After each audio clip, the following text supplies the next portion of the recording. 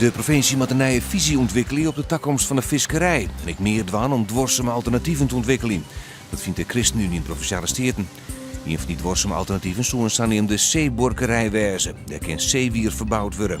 Fiskers zullen dat eventueel als tweede takdwang kennen. Op het Noorderrijn in Tietjerk is vannacht signaal wat waan een auto een huis inrieden. De trein van de eerder bestuurder uit Tietjerk is naar het ziekenhuis gebracht. Daar is ik een bloedproef aangenomen, omdat de politie het vermoeden hier dat er drank in het spul was. Het huis is rek onder seatgevel en het een soort ski-oproen. De horeca op Skiel gemaakt zelfs tasje op het nalibben van de nieuwe drank- en horecawet.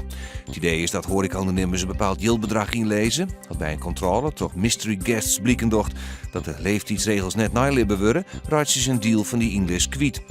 Toch maait het waarom dit model krijgt de horeca geen bezit meer van controleurs van de NVWA en ik geen eventuele boetes.